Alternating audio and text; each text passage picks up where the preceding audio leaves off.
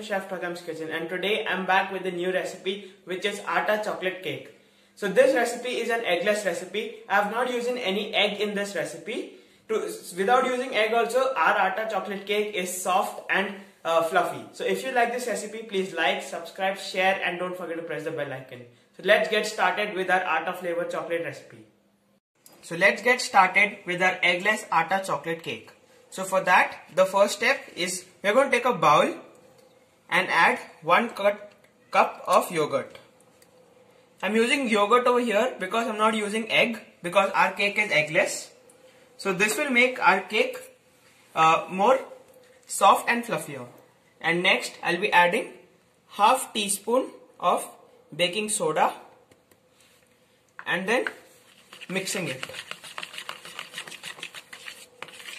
So we will mix it well so that our cake becomes super fluff and soft. Now this step is done. We'll keep this aside for setting it and work on other ingredients. So the next step is we'll take a large bowl and we'll be adding 3/4 cup of fine sugar or castor sugar. You can, if you want to make a healthier version, you can add the same amount of jaggery powder also. And then next is our half cup of vegetable oil. You can use any oil here which smells as normal as our vegetable oil, or if you use olive oil, you can use that also. So now we will mix this till our sugar is been diluted in the oil. So now you can see our sugar is been mixed with oil. So next step is we are going to take our yogurt. As you can see, our yogurt has become super foamy and super bubbly. So this is what we are looking for. So now we'll take this and add up our curd, which we had made before. So we have added our yogurt, and as you have seen that I have added baking soda in the yogurt. As normal cakes, they add it in the before, like afterwards. So in this we have added in before. Next is we'll be adding some vanilla essence, which is 1 TSP or 1 tablespoon or 1 teaspoon, and then mix it well.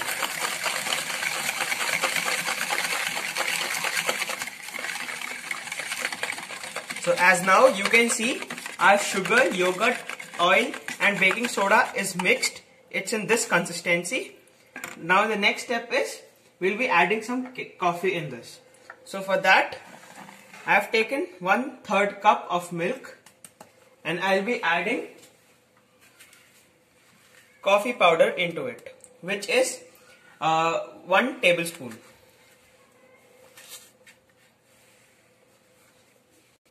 And now we will mix it. If you want, you can skip this step and add only milk in it, as I like coffee flavor in my chocolate cake. So I'll be adding some chocolate in it. After mixing our coffee powder in the milk, we'll be adding it in our mixture which we already made. I again repeat, you can skip this coffee step if you don't want coffee in the chocolate cake. As I like coffee in my chocolate cake, so I have added some. So now let's mix it in one direction. Make sure that you mix it in the same direction from the starting to the end of the wet ingredients you have made.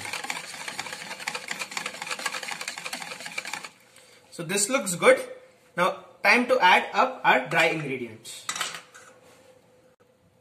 Now we'll be taking a sieve and adding our wheat flour, which is 1 + 1/4 cup of wheat flour, and then sieving it. We sieve it in the cake so that there's no lumps form. And then next step is adding up 1/4 cup of cocoa powder and 1 teaspoon of baking powder, and now sieving all of them. So that, as you can see, if we didn't sieve, we'll get these lumps. As we are sieving it with your fingers, just crush all these lumps so that the extra lumps or the extra dirt is out from the flour. So after adding up all my dry ingredients, it's really important for sieving it. So now I'll be folding it with the help of my spatula. So with a method called cut and fold, I'll be binding all my dry ingredient with wet ingredients.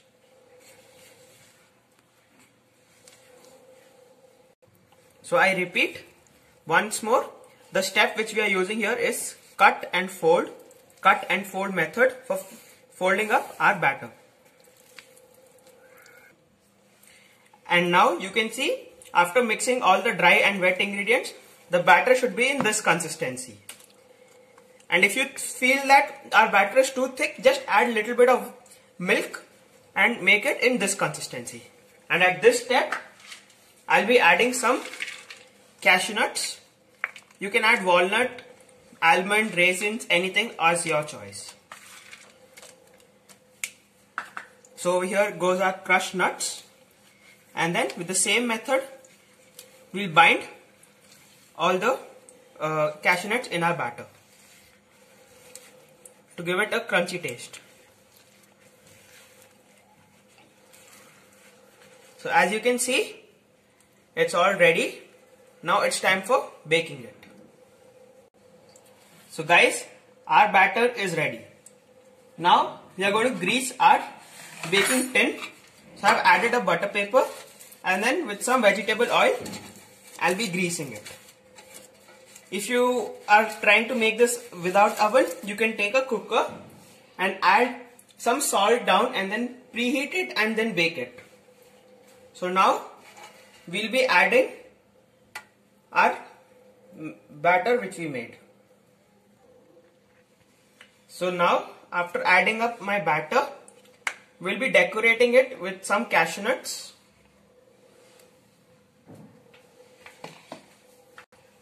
So now we'll be adding up cashew nuts.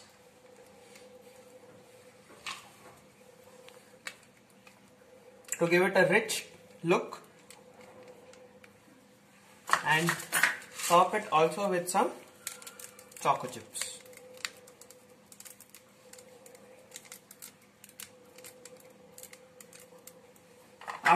After this, we have to tap it. This is the main step in baking a cake.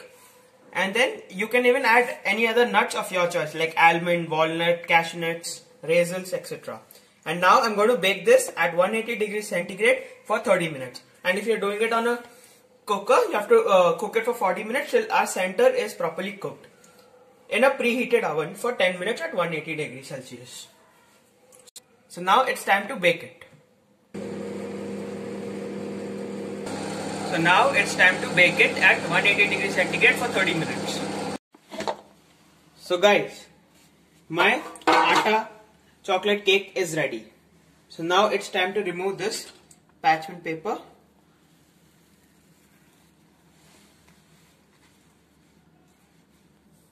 So you can see it's so soft and fluffy as you have not used maida or eggs in this. So I will cut it and show you. You can see how soft it is. So you can see our cake is soft. Please try this recipe.